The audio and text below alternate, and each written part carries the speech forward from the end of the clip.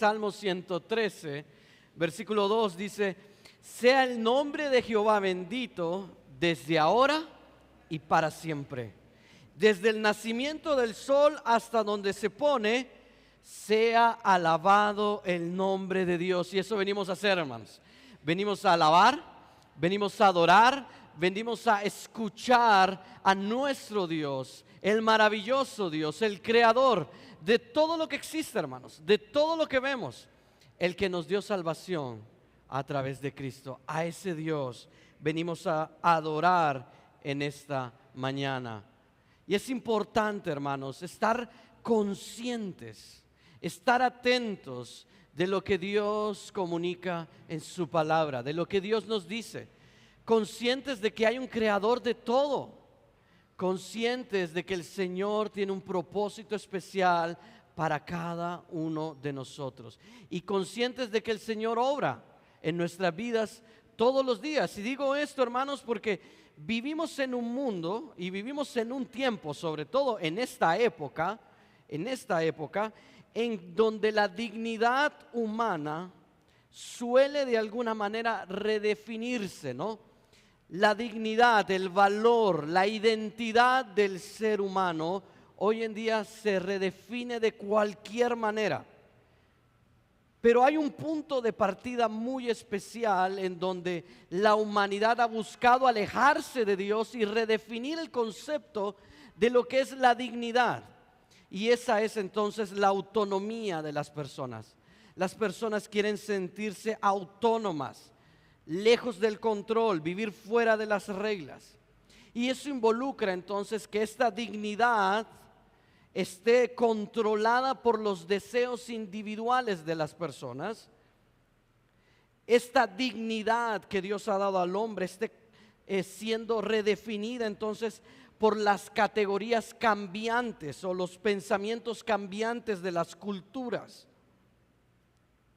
Y yo pienso, hermanos, que ¿cómo es posible hacer esto? ¿Cómo es posible determinar algo que Dios ya ha establecido para el hombre? Porque eso es lo que el ser humano está intentando hacer. Por eso es tan importante estar conscientes de quién es Dios. Porque nuestra identidad no la definen nuestros propios propósitos, nuestros méritos. Ni siquiera la define el valor que nosotros creamos que puede tener un individuo, sino que nuestra identidad como seres humanos, nuestra dignidad, nuestro valor está definido por Dios, hermanos. Dios es el que ha definido nuestro valor, nuestra dignidad. Ahora, el problema es que cuando el hombre se separa de Dios, surgen posturas, hermanos, surgen diferentes tipos de pensamiento. Y lo hacen en nombre de la dignidad, escuche bien, lo hacen en nombre de la dignidad para justificar sus conductas, para justificar sus malos hábitos y sobre todo al final de cuentas para justificar su pecado. Por ejemplo, el homosexualismo ha querido redefinir la dignidad. El valor humano no nace de lo que Dios ha establecido, sino de lo que el individuo puede identificarse.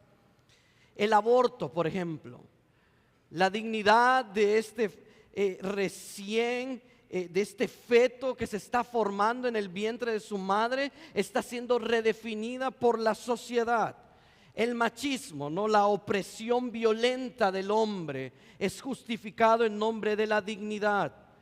La libertad o el libertinaje que el feminismo proclama también se justifica en esto de lo que el mundo le llama la dignidad, ¿sí?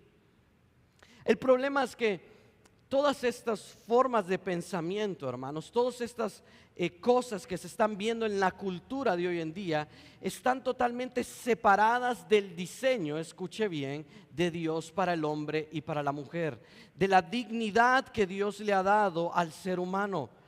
Porque no solo hace a un lado la dignidad que Dios ha puesto en el ser humano, sino que también hace a un lado las responsabilidades que Dios ha dado al ser humano.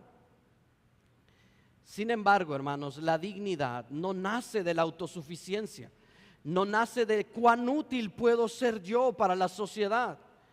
ni del poder entonces de tomar decisiones, sino que la dignidad es algo establecido por Dios que ha dado al ser humano porque lo ha creado a imagen y semejanza suya. Ahí radica tu dignidad, hermano, de que tú eres un ser humano creado a la imagen y semejanza de Dios. Tienes valor porque tú eres creado a la imagen de Dios. De esta manera, entonces, la verdadera honra del hombre y de la mujer no consiste en tratar de reinventarse conceptos e ir en contra de lo que Dios ha ordenado, sino que la verdadera dignidad consiste en vivir como portadores de la imagen de Dios. Tenemos que vivir como portadores de la imagen de Dios. Cuando tu dignidad, escuche bien, cuando tu dignidad, cuando tu valor se alinea al propósito de Dios, a lo que Dios ha establecido, entonces tu dignidad glorifica y exalta el nombre de Dios. Y eso es lo que vamos a estar viendo en esta mañana. Y le voy a pedir que vaya conmigo al Salmo 8, y vamos a estar leyendo todo el capítulo en este momento. Y vamos a concentrarnos especialmente en los versículos 5 al 9. Salmo capítulo 8, y dice así la palabra del Señor en el versículo 1. Salmo 8:1 dice: oh Jehová, Señor nuestro, cuán glorioso es tu nombre en toda la tierra. Has puesto tu gloria sobre los cielos. De la boca de los niños y de los que maman fundaste la fortaleza, a causa de tus enemigos, para hacer callar al enemigo y al vengativo. Cuando veo los cielos, obra de tus dedos, la luna y las estrellas que tú formaste, yo digo: ¿qué es el hombre para que tengas de él memoria? Y el hijo del hombre para que lo visites. Le has hecho poco menor que los ángeles, y lo coronaste de gloria y de honra, y le hiciste señorear sobre las obras de tus manos. Todo lo pusiste debajo de sus pies, ovejas y bueyes, todo ello, y asimismo las bestias del campo, las aves de los cielos y los peces del mar, todo cuanto pasa por los senderos del mar. Oh Jehová, Señor nuestro, cuán grande es tu nombre en toda la tierra. Oremos, hermanos. Amado Dios, gracias te damos por esta maravillosa mañana que nos permites estar acá como tu pueblo, como tu iglesia, Señor, para adorarte, para exaltarte, para engrandecer tu nombre, Señor. Gracias damos porque tú eres bueno en gran medida, Señor. Gracias porque como vimos, Señor, el domingo pasado, tú tienes un cuidado especial por los tuyos, por tu pueblo. Y en base a eso, Señor, es que quiero pedirte en esta mañana, Padre, que tú sostengas la vida, Señor, de nuestros hermanos y hermanas que están padeciendo necesidad, Señor.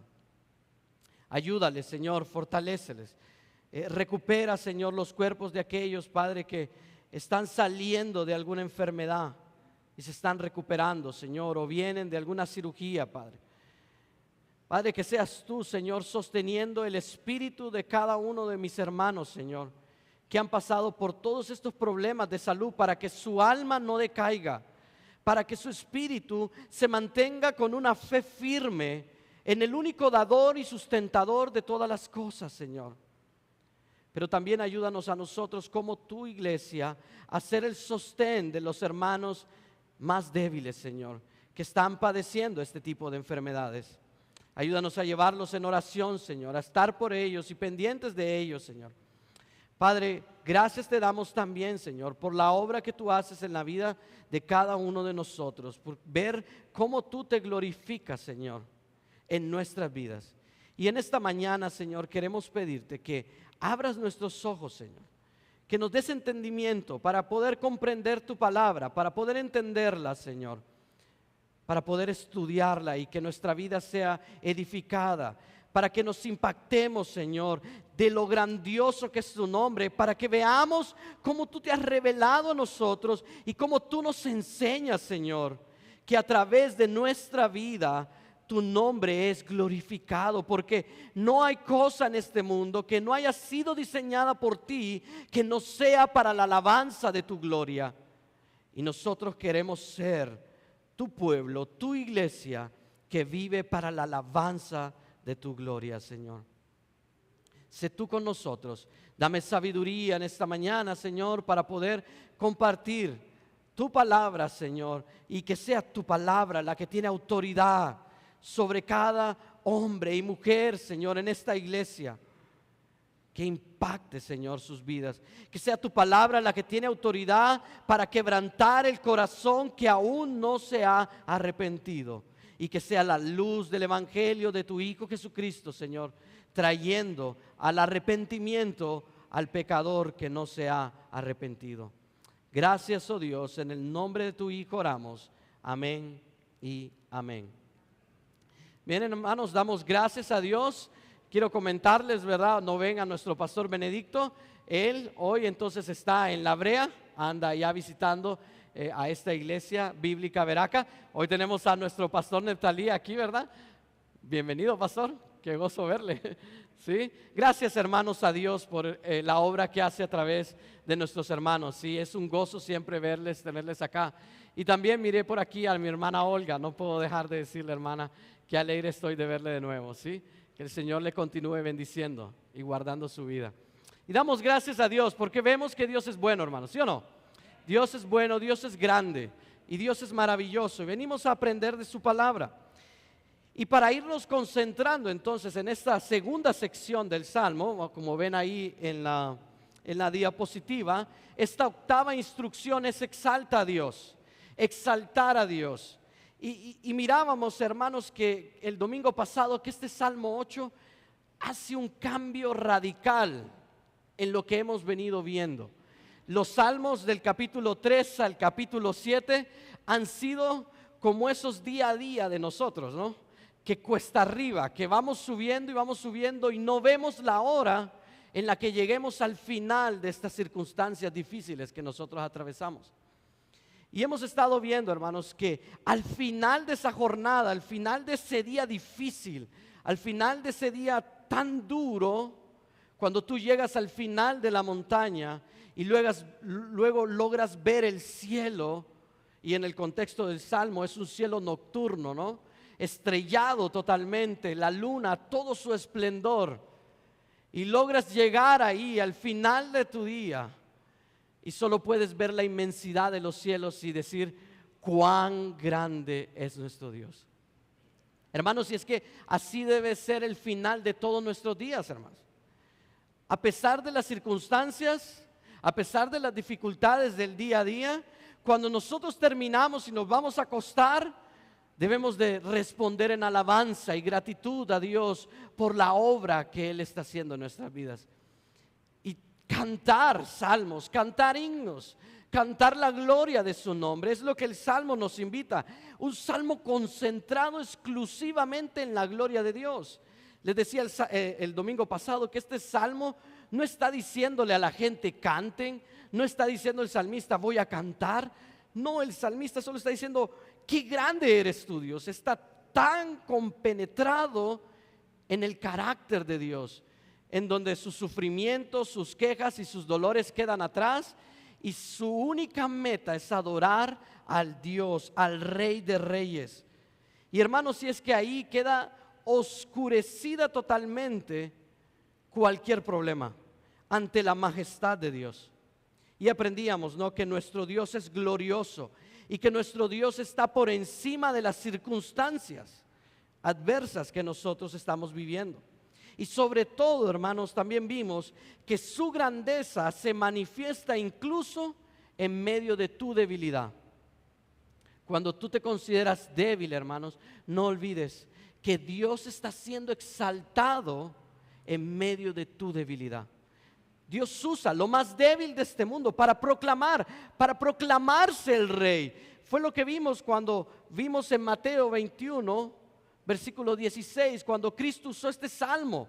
Y usó este salmo para identificarse que Él era Dios y decirle a la arrogancia de los fariseos que estaban equivocados. y usó este salmo para exaltarse a Él como el Rey Supremo. Y ahora bien, hermanos, al llegar a estos versículos del 5 al 9, David no va a abandonar el énfasis del salmo, que es la gloria de Dios, sino que lo que va a hacer, hermanos, va a tomar el salmo, pero desde otra perspectiva, desde otro punto de vista. Porque en los versículos del 1 al 4 podríamos ver entonces que ante la majestad de Dios, ante la grandeza de Dios, la pregunta de David era: ¿qué es el hombre para que lo cuides, para que lo visites?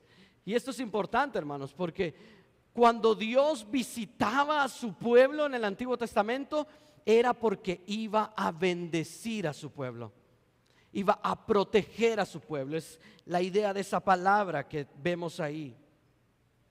Pero en esta nueva sección, el salmista entonces comienza a responder mostrando que la dignidad humana no contradice la gloria de Dios, sino que la exhibe.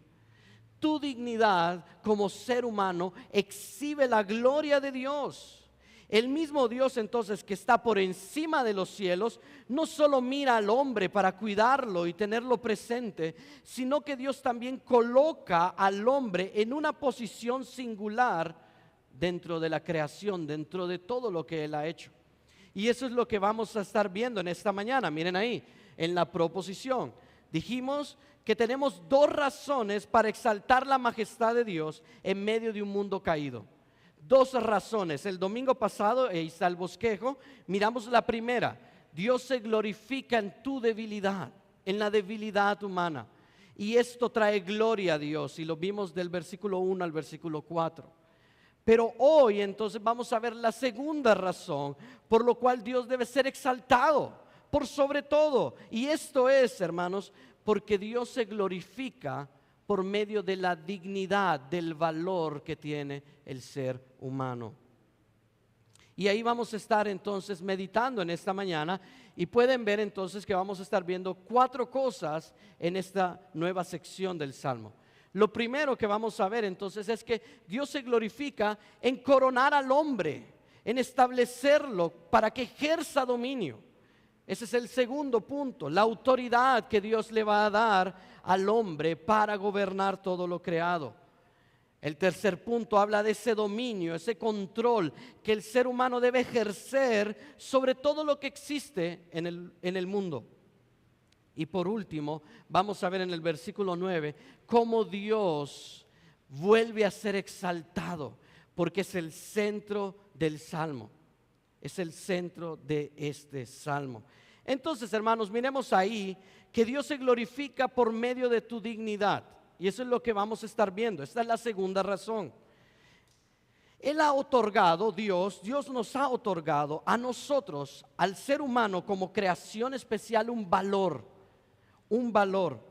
Sin embargo, esta honra, este valor que Dios nos da, no es un atributo que el hombre posea por su propio derecho. No es que tú te mereces esto, sino, hermanos, una corona otorgada por el mismo Creador. Es Dios quien ha decidido ponerte a ti esta dignidad, este valor.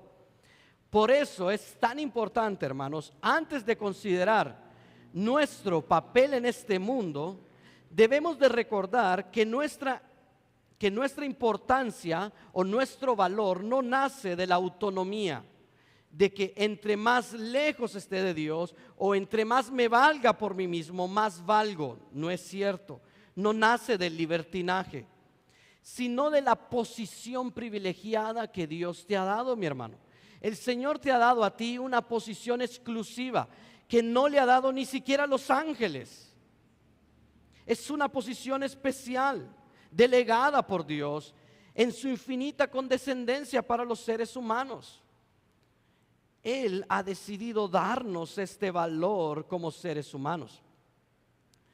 Entonces, hermanos, miremos cómo ese valor se manifiesta en la vida del hombre. Ahí en el versículo 5, acompáñeme ahí, abra su Biblia. En el versículo 5 dice: le has hecho poco menor que los ángeles y lo coronaste de gloria y de honra. Mire aquí cómo Dios ha manifestado este valor, coronando al hombre. Y podemos ver, hermanos, literalmente el texto está ahí diciendo, ante la pregunta, ¿qué es el hombre? El salmista dice, sin embargo, Señor, sin embargo, a pesar de ser tan insignificante, tú has hecho esto con él. Tú has hecho esto con él. David nos conduce ahora entonces a la respuesta de aquella pregunta que vimos. ¿Qué es el hombre? Y el salmista lo que nos va a mostrar aquí en estos versículos, hermanos, y especialmente en el 5, es la dignidad humana, que no procede de la naturaleza, miren, no procede del valor que el ser humano tenga, sino del resultado del deseo voluntario de Dios, intencional de Dios, que dice ahí, lo hiciste un poco menor. Miren, ese es el deseo de Dios. El uso de esta palabra ahí, lo hiciste o lo has hecho, como dicen sus Biblias, un poco menor, sugiere que Dios mismo, hermanos, Dios mismo ha intervenido en su diseño de la creación, asignando al hombre una posición específica. Tú tienes una posición específica asignada de parte de Dios. Y es aquí, hermanos, donde David establece una línea divisoria bien clara. Miren ahí. Dice que lo hiciste un poco menor que Dios. David no dice que el hombre es un ser divino. ¿Ve ahí la primera línea? David no está diciendo que el hombre es un ser celestial, pero tampoco David está degradando la vida del hombre, la dignidad del hombre. El hombre no es Dios, el hombre no es Dios. Sin embargo, tampoco el ser humano no es una casualidad del universo, una casualidad del destino. No es que el ser humano existió de la nada, de una pequeña partícula, y empezó a crecer y a desarrollarse y a evolucionar por millones y millones de años. Porque al decir que Dios lo hizo un poco menor que él, ve ahí la palabra un poco, el Salmo afirma, hermanos, simultáneamente estas dos verdades: distinción y dignidad. Distinción y dignidad. Distinción, ¿por qué? Porque el hombre sigue siendo una criatura. Delante de Dios, usted y yo somos su creación. Pero dignidad porque ha sido colocado por Dios en una posición singular dentro de toda la creación. Y esa es la clave, hermanos. Esta es la clave, hermanos. Un poco, entonces, no significa que el hombre sea insignificante. Un poco menor no tiene la idea de restarle al hombre algo, sino que aún siendo criatura, aún siendo una criatura creada por Dios, Dios ha puesto una relación cercana con la humanidad. Ha colocado al ser humano en una posición especial sobre toda la creación, en donde Dios tiene una cercanía con el hombre. Esa es la idea. De esta manera, hermanos, el Salmo 8 se opone a toda visión, hermanos, que reduzca al ser humano, que le reste dignidad al ser humano. A esto se le llama, hermanos, creo que tengo una diapositiva ahí, reduccionismo. El mundo se ha dedicado a esto. Y usted me preguntará, ¿no? ¿Qué es el reduccionismo? Bueno, es la tendencia del pensamiento humano de disminuir lo que es la naturaleza del ser humano. De esta manera, esta filosofía explica que el hombre solo es una materia, una función biológica, un producto de la naturaleza, pero aleja totalmente, reduce al hombre, le quita el propósito por el cual Dios lo ha diseñado. Y de esa corriente filosófica, hermanos, de esa forma de pensamiento del mundo que reduce, minimiza la dignidad del ser humano, es donde surgen muchas otras formas de pensamiento. Por ejemplo, el materialismo. El materialismo reduce al hombre a simple materia. Usted es nada más cuerpo, ¿sí? le quita cualquier dignidad que el ser humano pueda tener. Existe otra corriente que nace de reducir al hombre a la nada, que es el naturalismo. El naturalismo entonces es el producto que considera al hombre entonces que no tiene diseño ni propósito. No tiene diseño ni propósito. El hombre entonces pasa a entenderse como un producto de procesos vacíos, ¿no? Por eso es que viene y dicen que el hombre proviene de un bicho, de una bacteria que fue evolucionando, o que venimos del mono. Si yo no lo entiendo. Sí, yo no me miro o no veo, no concibo eso, ¿no? Adán, piensen esto, Adán en Génesis 2, Dios le presentó todos los animales y él empezó a hacer el método científico, hermanos. Empezó a observar cada animal y sus características y empezó a ver el diseño de cada uno y empezó a colocarle los nombres. Eso no lo puede hacer un mono, hermanos. Y Adán empezó a ver todo esto. Y tanto es la capacidad de análisis, la memoria de Adán, que cuando él ve a la mujer, él dice, esto es distinto a todo lo que he visto.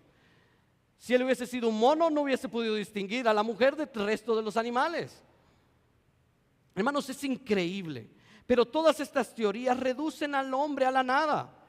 Otra teoría es el que toma al hombre o entiende al hombre en base a su utilidad.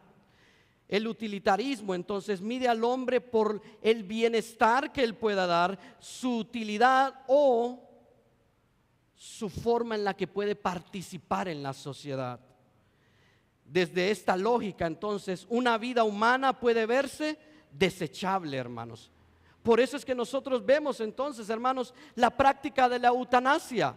Cuando una persona ya se vuelve entonces una carga, hasta ella misma dice, yo prefiero perder la vida. Reducen la dignidad, el valor que Dios le ha dado al ser humano, hermanos. El hombre entonces vale no por lo que puede hacer, hermanos, o por lo que puede tener, o por su condición, sino que el hombre vale por la posición que Dios le ha otorgado.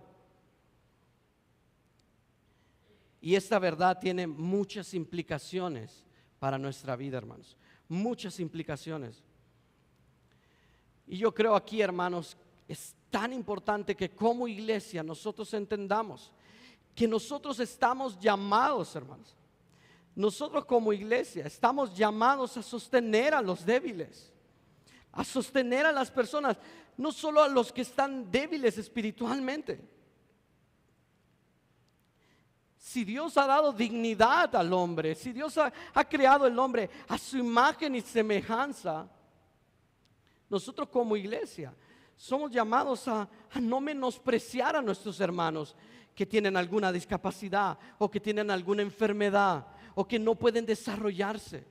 Hermanos, para Dios cada vida cuenta y tiene un propósito y una responsabilidad dentro de la iglesia, hermanos. Y como hermanos en la fe no podemos mirar de menos al que se encuentra en una situación difícil, aquel que tal vez no puede estar colaborando, aquel que tal vez no puede estar aquí en esta iglesia porque tal vez está postrado en cama.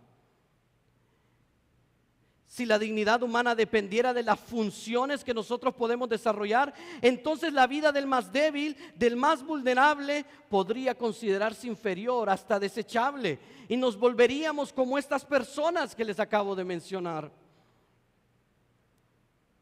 Pero el Salmo 8 enseña lo contrario totalmente. La cercanía del hombre con su Creador no depende de su rendimiento, de su edad, de su condición, de su conciencia o de cuán útil le puede ser a la sociedad, hermanos.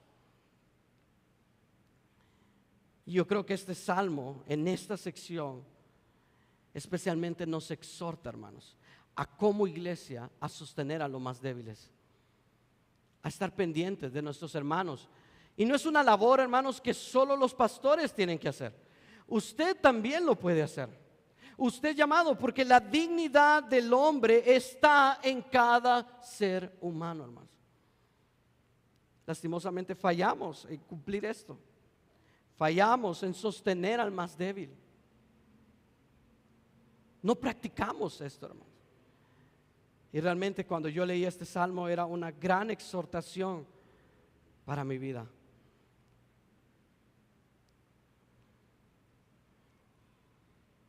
Hermanos, aún en la etapa más frágil de la existencia humana, ahí cuando una persona siente que ya no puede hacer nada o no puede contribuir en algo, esa persona tiene un valor, una dignidad. Y nosotros no debemos de menospreciar la dignidad que Dios ha dado a esta persona. Incluso, hermanos, a los que están en el vientre de una madre, ¿sí? Ellos tienen dignidad. El embrión que se acaba de formar tiene una dignidad intrínseca dada por Dios. Él es creado a la imagen de Dios. Él ya se le ha depositado ese aliento de vida que Dios da a cada ser humano. La vida humana entonces conserva una dignidad real delante de Dios, porque ha sido diseñada, porque ha sido pensada por Dios para cumplir un rol en su creación perfecta, hermanos. Y observe que David dice que lo hizo un poco menor a Dios, y esto es importante, hermanos. Dice, Dios lo hice un poco menor que Dios. Ahí en sus Biblias dice ángeles, sé que hay diferentes traducciones, pero aquí en el contexto la idea es Dios, hermanos, no seres divinos, no ángeles. Y aunque el autor de Hebreo utiliza la palabra ángeles cuando cita este pasaje, lo que vemos es que el autor de Hebreos no está pensando exclusivamente en el hombre, sino que está pensando en la exaltación de Cristo. Y no puede decir que Cristo fue hecho un poco menor que Dios, porque Cristo es Dios. Entonces él dice, en su encarnación, Cristo fue hecho un poco menor que los ángeles. Pero aquí en el contexto de Salmos, vemos que David está diciendo que Dios hizo al ser humano un poco menor que él. Y eso lo vemos, hermanos, aún en Génesis capítulo 1, versículo 26, cuando dice que Dios nos hizo a su imagen y su ¿qué? Semejanza. No dice a imagen o semejanza de los ángeles. David no está comparando al hombre con los ángeles porque no es el tema principal del Salmo. David está subrayando que el ser humano, aunque no es divino, aunque no es un ser celestial, fue creado con una cercanía que los ángeles no tienen. Y fue revestido como representante de Dios para ser el portador de la imagen de Dios. Hermanos, no somos una mota de polvo insignificante volando en el vacío, hermanos. Somos criaturas dependientes, somos criaturas frágiles, somos criaturas inferiores a Dios, pero somos criaturas creadas con el deseo de Dios de darnos dignidad y crearnos a su imagen y a su semejanza. Eso somos nosotros. De este modo, hermanos, vemos que Dios embiste al hombre de una autoridad delegada por él. Y David utiliza entonces dos palabras que evocan la autoridad que Dios le ha dado al hombre. Miren la primera. La primera dice, lo coronaste de gloria y lo coronaste de majestad. La palabra gloria destaca la importancia, la dignidad que tiene el ser humano, pero la palabra majestad resalta entonces el esplendor visible de la función que Dios nos ha dado. ¿Recuerdan? Dios nos creó y nos dio un rol: gobernar y sojuzgar la tierra, todo lo creado. Y en el texto original, hermanos, nosotros vemos que estas dos palabras, gloria y majestad, vienen antes de la palabra lo coronaste. Y esto es importante porque aquí se resalta, se enfatiza la investidura que Dios le ha dado al ser humano, cómo Dios lo considera. El hombre ha sido entonces coronado no para vivir lejos de Dios, miren, no para buscar la independencia, no para estar lejos de su creador, sino que el hombre ha sido creado por Dios para representar el gobierno de Dios en la tierra. Para eso fue creado. Y cuando tú vives a la luz de esto, tu vida da gloria a Dios. Pero también, hermanos, esta palabra coronación encuentra su eco más profundo en la persona de Cristo, hermanos. Si bien el primer Adán no llevó a cabo, no pudo cumplir esto de gobernar y sojuzgar la tierra a causa del pecado, el Nuevo Testamento nos revela que en Cristo, el segundo Adán, esta dignidad del ser humano será restaurada y será consumada. El autor de Hebreos nos recuerda esto. Jesucristo entonces se hizo verdaderamente hombre y se humilló hasta la muerte y cargó sobre él la ira de Dios, y él entonces en su resurrección garantiza, recupera para la humanidad el destino de gloria que Dios había diseñado desde el principio. Dios no creó al hombre para vivir en pecado, hermanos. Dios no lo creó a usted para vivir pecando o luchando contra su pecado, sino que Dios lo creó a usted con un propósito aún mayor. Pero ese propósito aún no lo podemos ver, dice el autor de Hebreos. En el versículo 8 del capítulo 2 dice: no vemos que todas las cosas le sean sujetas, es decir, a nosotros. No vemos, usted hoy en día no tiene esto. Pero Cristo nos da la seguridad de que todo este dominio será devuelto al hombre en su reino futuro. Así que, hermanos, recuerde que su valor no depende de lo que usted hace. Su valor, su dignidad no depende de lo que usted puede producir o de lo que usted posee, sino que su dignidad ha sido dada por Dios, quien lo creó. Y Dios le ha dado a usted un lugar singular dentro de su creación. No eres una casualidad. No eres una casualidad, ni una existencia desechable. Y a la luz de esto, hermanos, si tú no eres una casualidad, si tú no eres desechable, porque no importa si puedes hacer o no hacer algo, tú tienes dignidad intrínseca, permite que Dios te use como un instrumento para su gloria. Permite que Dios te use como instrumento para su gloria, sea cual sea la situación que te encuentres, sea cual sea el momento de tu vida, de circunstancias difíciles que estés pasando. Permite que Dios utilice tu debilidad y tu dignidad para traer gloria a su nombre, hermanos. Porque todos y cada uno de nosotros, todos los seres humanos, cumplimos el propósito de Dios en este mundo, hermanos. Tenemos un propósito, no fuimos creados al azar. Hay un diseño maravilloso detrás de todo lo que tú ves, hermanos.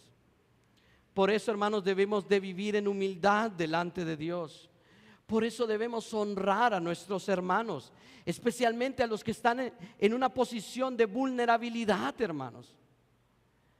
Debemos considerar a nuestros hermanos que están vulnerables ante enfermedades, ante dificultades.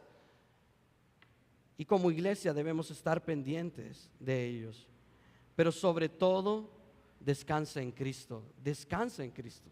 Recuerda, Cristo va a restaurar plenamente todo, la gloria y el propósito que el pecado distorsionó. Cristo lo va a recuperar, hermanos, en su reino venidero. Porque a pesar de que el pecado está en este mundo y de que el pecado nos distancia de Dios, y de que por causa del pecado no podamos ejercer ese dominio que nos fue dado en Génesis 1, 26, 27 y 28, el plan de Dios concibe que esa autoridad está en el ser humano, aún en la actualidad, y aunque no está de forma completa por causa del pecado, Dios se glorifica cuando tú eres un buen mayordomo de lo que Dios te ha dado. Cuando tú ejerces esa autoridad, y es lo que vamos a ver, miren ahora en el versículo 6, vaya conmigo, dice: le hiciste señorear sobre las obras de tus manos, todo lo pusiste debajo de sus pies. La corona de gloria y majestad, entonces, que nosotros vimos en el versículo 5, no es estática, miren. no se queda ahí estancada, sino que es una tarea activa, es una vocación del ser humano. El trabajo, hermanos, desde el principio fue creado para nosotros, porque la dignidad del hombre se manifiesta en el gobierno y en la autoridad que él ejerce sobre el mundo creado por Dios. Y David entonces nos va a revelar que la dignidad humana desemboca entonces en esto: lo hiciste gobernar. Al hombre lo hiciste gobernar. Y esta palabra, hermanos, subraya que este señorío del hombre es dado por Dios, es provocado por Dios. Observe entonces, hermano, que ahí dice y lo hiciste, o sea, Dios es el que hizo esto. Es un dominio derivado por Dios. El hombre no es dueño de nada, el hombre no tiene nada, todo proviene de Dios. De Jehová es la tierra y su plenitud, el mundo y los que en él habitan. Si usted hoy puede ejercer dominio sobre algo que Dios le ha dado, recuerde que es por causa de Dios. Y noten que a diferencia del humanismo, el humanismo es la creencia de que el hombre es el centro de todo y entiende que el hombre entonces debe estar separado de Dios porque eso le resta autoridad o autonomía. El humanismo entonces considera al hombre como soberano de su propia vida, pero eso no es cierto. El hombre no es dueño de su propia vida, no es como dicen los jóvenes, o como tal vez en algún momento usted de joven dijo: es mi vida y yo puedo hacer con mi vida lo que yo quiera. Eso no es cierto, hermanos.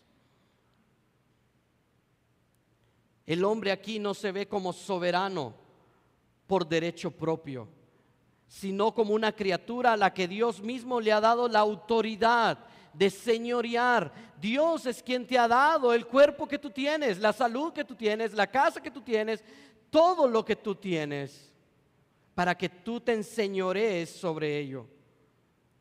Y esto entonces nos vincula directamente con el mandato de Génesis 1:28: juzgad y gobernad la tierra. Es la humanidad que recibe de parte de Dios esta orden. Sin embargo, hermanos, observemos entonces que la esfera de este gobierno está claramente delimitada. Usted debe gobernar y sojuzgar. Miren ahí que dice el versículo: sobre las obras de tus manos. Miren que no son sus obras.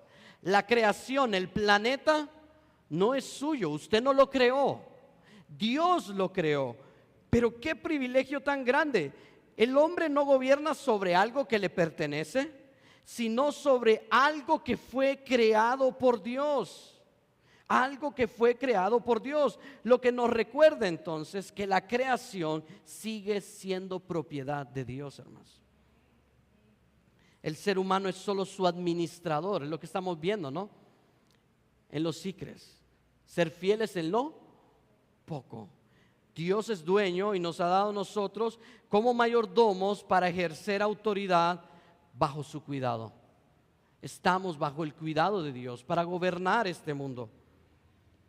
Pero la segunda parte de este versículo, miren ahí, está realmente intensificando esta idea, expresando esta realidad por medio de una imagen. Miren ahí: todos los sometiste debajo de sus pies. ¿Lo ven? Y al colocar ahí la palabra todo ahí al inicio, David entonces tiene la idea de la totalidad. Todo lo que ha sido creado por Dios, y lo vimos cuando vimos el versículo 2, tierras y cielos, tiene la idea de la totalidad. Toda la creación es el diseño de Dios y no hay rincón de la creación que se escape entonces de la mayordomía humana. Nosotros somos mayordomos de todo. Eso fue la encomienda de Dios al hombre. La expresión entonces debajo de sus pies no es meramente un concepto de dominio superficial en la Biblia. Es una imagen de conquista, de reinado. Habla de una autoridad que, aunque es delegada por Dios, es efectiva, es real. La autoridad que Dios le dio al hombre es real sobre el mundo. Si no, hermanos, vayamos a Génesis capítulo 2 de nuevo. Génesis capítulo 2, 19 y 20. ¿Qué pasó? Dios vino y trajo los animales delante de Adán, y Adán puso nombre a todos los animales de la tierra. ¿Ven esa autoridad? La autoridad es efectiva, es real. David iba a decir, Adán tiene pleno dominio de todos los seres vivos de la naturaleza, identificándoles con un nombre. ¿Saben qué significa que una persona en el Antiguo Testamento pusiera un nombre a la persona, a otra? Autoridad. Eso simboliza. Adán está ejerciendo autoridad sobre toda la creación, tal cual Dios le estaba diciendo, tal cual Dios le había dicho. Sin embargo, hermanos, al leer estas palabras de que todo está sometido debajo de los pies hoy en día, somos conscientes, solo nos hace pensar que la caída de Adán en el pecado ha distorsionado totalmente ese dominio. Hoy usted y yo no tenemos a un tigre en la casa domesticado, ¿verdad que no? No tenemos a un tigre, a un león o a un gorila en la casa domesticado. Porque se ha perdido esa autoridad. No tenemos esa autoridad porque ha sido destruida por el pecado. Recuerden cuando estuvimos viendo Génesis, el pastor Julio nos decía de este concepto de separación. Dios empezó a separar los cielos de la tierra y luego vimos todo esto. Pero este concepto de separación también se aplica cuando el hombre entró al pecado. Cuando el pecado separó las relaciones entre el hombre y la mujer, pero también el pecado separó la relación de Dios con el hombre, pero también el pecado separó la relación perfecta que había entre el hombre y todo lo creado, hermanos. No está eso hoy. Y el hecho de que todavía no veamos que todas las cosas están sujetas al hombre de manera perfecta, esto sí va a suceder en el reino venidero de Cristo, hermanos. Es por ello que nuestra esperanza se ancla en Jesucristo. Miren otra vez, porque usted no puede controlar las tempestades, los huracanes que causan grandes destrozos, pero en el reino venidero todo estará sometido a la autoridad de Cristo. Y es aquí donde las palabras del apóstol Pablo en 1 Corintios 15, del 25 al 28, se convierten en un aliento para nuestro espíritu. Cuando Cristo entra a la historia, hermanos, entra como representante perfecto de nosotros, asumiendo la posición de una obediencia completa que Adán rechazó, que usted y yo rechazamos, de estar en enemistad con Dios. Jesucristo entra en una comunión perfecta. Y si el primer Adán entonces introdujo a la humanidad la ruina por causa de su desobediencia, Cristo garantiza la restauración de la creación por la obediencia perfecta que Él tuvo al Padre. Hermanos, Mateo 19, 28, vemos cómo Cristo nos habla de que su reino será regenerado todo de nuevo y el hombre entonces volverá a tener dominio sobre todo lo creado, porque Cristo habrá sometido todas las cosas bajo sus pies y la iglesia estará con Él y toda la humanidad redimida estará con Él en el milenio. Por ello entonces, cuando el Nuevo Testamento dice esta frase, poner todas las cosas bajo sus pies, se aplica también a la sumisión que vemos aquí en 1 Corintios 15, pero también a la exaltación de Cristo que nos habla Hebreos capítulo 2. Implica entonces que Jesús, el segundo Adán, va a ejercer ese señorío perfecto que Adán y Eva perdieron. Ese señorío completo que usted y yo no podemos tener hoy en día, Jesucristo lo va a traer plenamente y está garantizado, hermanos. Apocalipsis 5:10 nos habla de que toda la humanidad redimida va a estar reinando con Cristo en su reino plenamente, hermanos, y su dominio será perfecto sobre la creación. Porque no solo la autoridad que Dios le ha dado al hombre trae gloria a Dios, sino también el dominio que Dios le ha dado al hombre trae gloria a Dios. Cuando usted ejerce el dominio sobre todo lo que Dios le ha dado, usted está glorificando a Dios. Miren lo que dice el versículo 7 y 8. Dice: ovejas y bueyes, todo ello, y asimismo las bestias del campo, las aves de los cielos y los peces del mar, todo cuanto pasa por los senderos del mar. ¿Logra ver eso? Y vean, hermanos, David ha sido consciente de todo lo físico. Cuando vimos en el Salmo 2, hablaba de la tierra, de los gobernantes de la tierra que se rebelaban. Y durante todo el capítulo 3 hasta el capítulo 7 y ahora en el capítulo 8, se nos habla de este concepto de tierra. Hablábamos acerca entonces de que el capítulo 2 tiene un énfasis, primero la tierra y después el cielo, porque David se está concentrando específicamente en cómo Dios, al coronar al hombre de autoridad, se glorifica al darle el dominio de todo lo que Dios ha creado. Miren ahí, dice todo, ovejas y bueyes, todo lo que vimos que ha sido sometido al hombre, el hombre ejerce dominio sobre él. El salmista entonces utiliza una estructura que expande la idea del dominio para enseñarnos entonces que este dominio no es una simple teoría, sino que es una responsabilidad que Dios nos ha dado y que nosotros debemos ejercer en este mundo habitado. Y lo primero que debemos notar es la progresión lógica de la lista de David. Ve ahí, hermanos, porque David comienza desde lo más cercano, desde lo más cerca al individuo, y va avanzando hacia lo que está más lejos, moviéndose de adentro hacia afuera. Es lo que vemos ahí en el Salmo. Noten cómo comienza. David arranca con el mundo doméstico, ovejas y bueyes, miren ahí. Esto es una representación del concepto de ganado, hermanos. La idea de la imagen de ovejas y bueyes es hablarnos del ganado, es decir, los animales que pueden convivir dentro de un espacio en común con la sociedad. Aquellos animales que son esenciales para nuestra vida cotidiana, hermanos. Miren, el salmista dice, tenemos dominio sobre estos animales que son esenciales para nuestra vida cotidiana. Pero esto se refuerza, dice, todos ellos. Hay un énfasis totalizador, hermanos. Todos los animales domésticos están sometidos a la autoridad del hombre. Pero el dominio no se queda ahí, miren ahí. La palabra y o también nos introduce un nuevo escalón en el dominio. No solo tenemos dominio sobre los animales de la granja, sino dice sobre las bestias ¿de dónde? Del campo. Y aquí, hermanos, la mirada de David se dirige hacia la vida silvestre, la vida salvaje, al espacio abierto, en donde usted y yo no tenemos control sobre los animales salvajes. Sin embargo, miren que esto se expande aún más a los animales de la tierra y dice que David se le extiende el señorío ¿a dónde? A las aves de los cielos y también ¿a dónde? A los peces del mar. Y es increíble notar, hermanos, que el salmista parece estar invirtiendo intencionalmente el orden de la creación.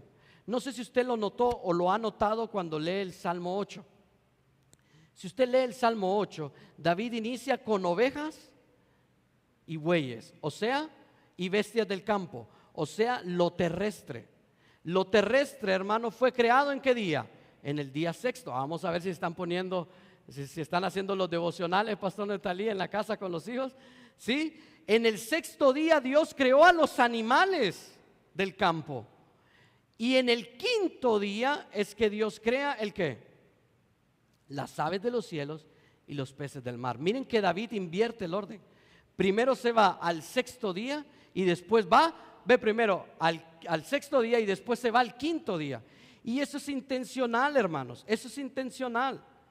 Porque esta inversión no es accidental, busca enfatizar que el dominio humano se extiende de forma radial, va de adentro hacia afuera. Y hermanos, y esto es intencional, ¿saben por qué? Porque David está escribiendo este salmo desde una perspectiva del mundo caído, hermanos. David ya vive en un mundo caído. De Génesis 3 en adelante, todos vivimos en un mundo sujeto al pecado. Y David está consciente que el ser humano, por eso dice, y todo ello, cuando habla de bueyes y ganado, porque sabe que nosotros tenemos un dominio sobre los animales que tienen esta categoría de ganado.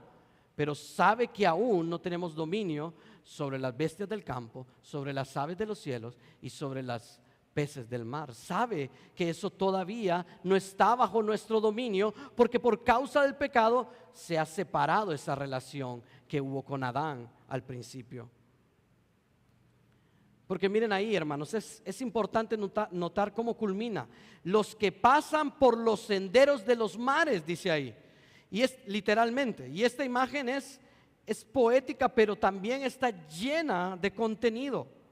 El hombre recibió autoridad, hermanos, incluso sobre los trayectos más oscuros y ocultos e invisibles de las profundidades marinas, hermanos. ¿Se imaginan la autoridad tan grande que tenía, el dominio que tenía Adán y Eva de la creación, hermano? Que abarcaba todo, hasta las profundidades del mar. Ese era el dominio. Pero hoy en día nosotros no tenemos ese dominio por causa del pecado, hermanos. Por eso hay enemistad aún con los animales salvajes. Hermanos, esta lista detallada tiene un propósito. Tiene un propósito, recordarnos que la humanidad fue creada para ejercer un señorío como representantes de Dios en la tierra. Para eso fuimos creados. Hermanos, Dios tiene un plan, Dios creó un reino y yo lo he dicho varias veces desde acá, hermanos. La Biblia tiene un solo tema y ese es el reino de Dios y va desde Génesis 1 hasta Apocalipsis, hermanos. Y durante todo eso vemos que la Biblia se concentra en cómo Dios ha establecido su reino y cómo su rey restaurará el reino que Dios ha creado. Ese es el tema que unifica toda la Biblia, hermanos, de principio a fin. Y dentro de ese reino, Dios le ha dado a usted, al ser humano, el señorío de lo que Él ha creado, hermanos. Hermanos, por tanto, no somos dueños de la naturaleza por derecho, ni porque hemos conquistado la naturaleza, sino que somos mayordomos porque Dios así lo estipuló y porque Dios así lo quiso. Y aunque ese dominio está distorsionado por el pecado, y por causa de esa distorsión del pecado, es que se produce la mala gestión de los recursos, hermanos, que hay en el mundo. Por eso es que nosotros vemos que los recursos de este mundo se usan de manera irresponsable. La promesa de Dios, hermanos, es que va a restaurar todo el orden que Él estableció desde el principio. Esa es la promesa del Señor para nosotros, que va a restaurar todo este mundo. Sin embargo, hermanos, hay una gran diferencia entre la mayordomía bíblica y los argumentos que suelen decir o que suelen girar alrededor de la crisis ambiental, hermanos. Sí, porque detrás de esto hay toda una filosofía también, hermanos.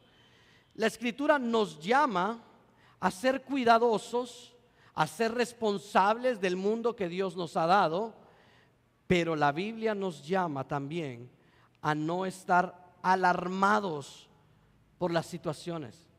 Hermanos, la capa de ozono nunca se va a destruir, hermanos. Va a permanecer, hermanos. ¿Sí?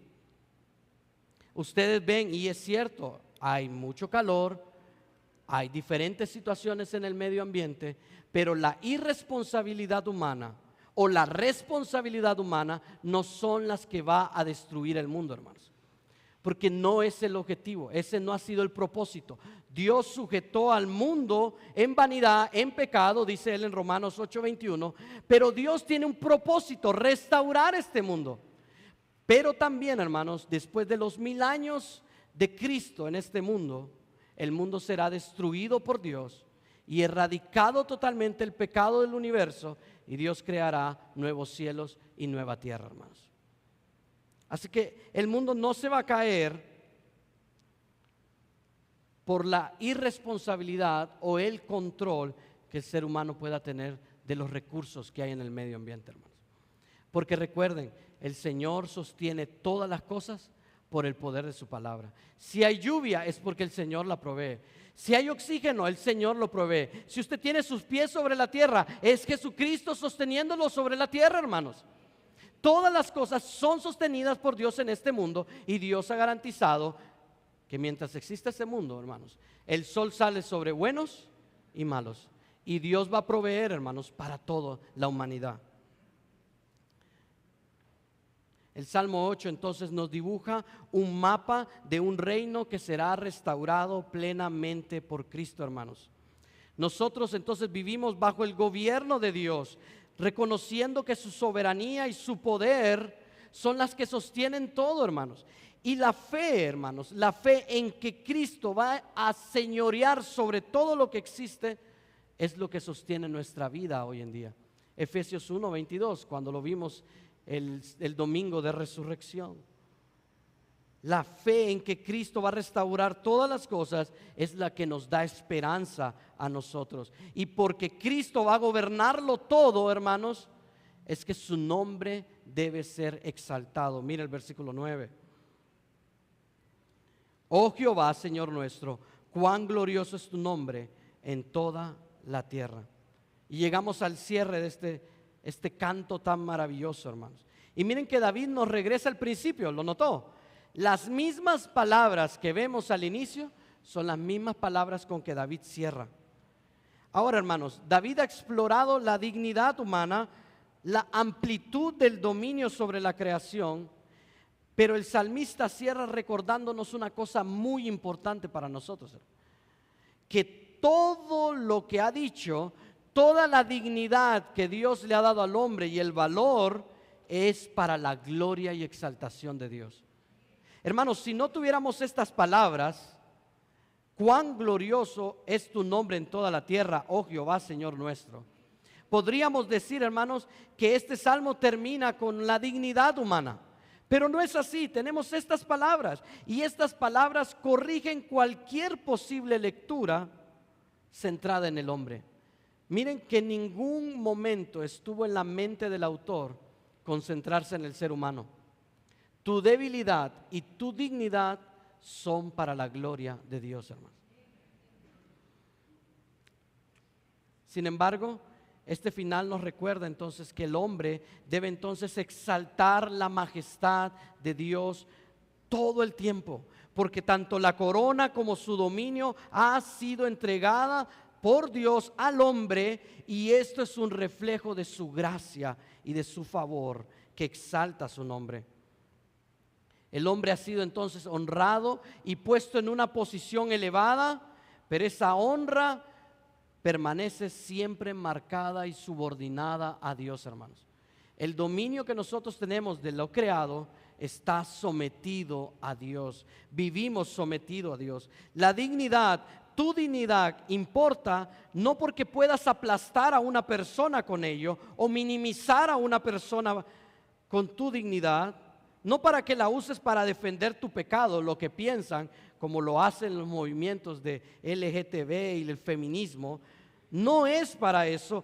Tu dignidad es fundamentada por Dios, creada por Dios, a imagen y semejanza suya, para la gloria de su nombre, hermanos. Al final del día, nuestra única respuesta ante esta realidad, hermanos, debe ser de que Dios se ocupa de nosotros y nosotros debemos de responder en sumisión y obediencia, hermanos. Sumisión y obediencia. Y eso, hermanos, va a traer a nuestra vida contentamiento, va a traer a nuestra vida gratitud, hermanos.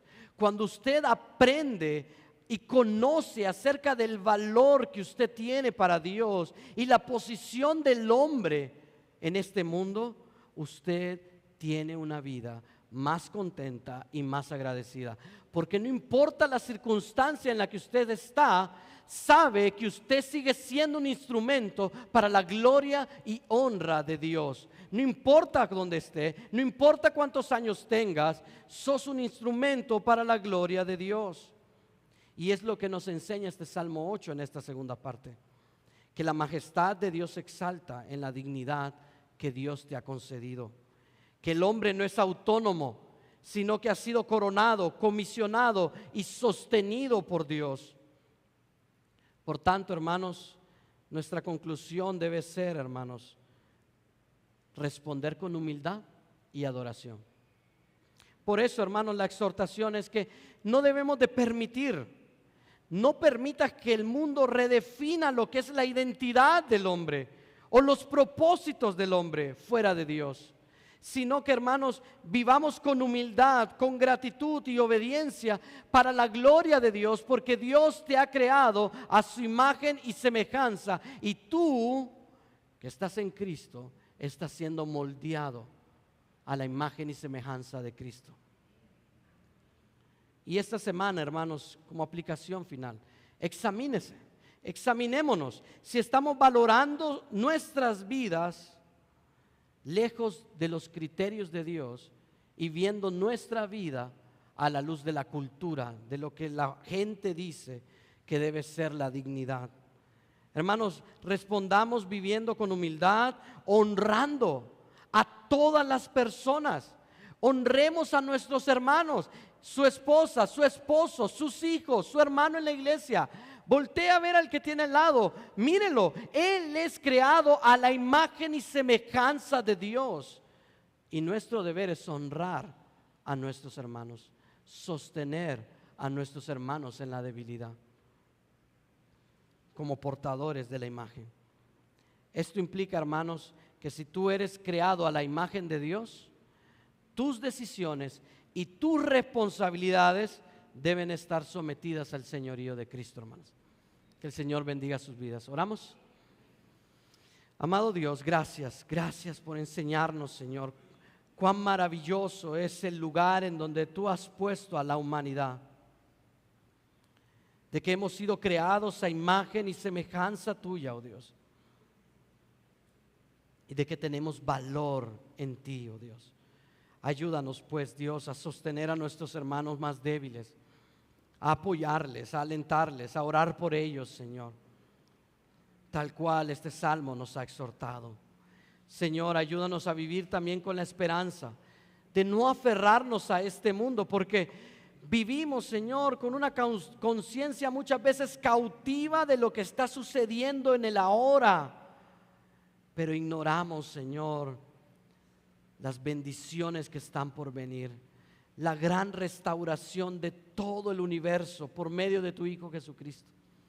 Ayúdanos a anhelar esa venida gloriosa de nuestro Salvador, pero que mientras tu Hijo viene, Señor, mientras tu Hijo se corona y se exalta de toda gloria y de toda honra cuando se siente en el trono de David acá en la tierra, ayúdanos, Señor, a vivir en santidad y a caminar en obediencia a tu palabra, testificando de las maravillas y hablando de las maravillas que Cristo ha hecho en nuestras vidas. Sea cual sea nuestra circunstancia, nosotros tenemos un propósito en este mundo. No somos un evento del azar, ni nuestras enfermedades o nuestros problemas surgen en un vacío, Señor. No carecen de propósito, sino que tienen un propósito, Señor, para nuestras vidas. Y ese propósito es vivir, para que nosotros vivamos para la gloria de tu nombre. En el nombre de Cristo Jesús. Amén y amén.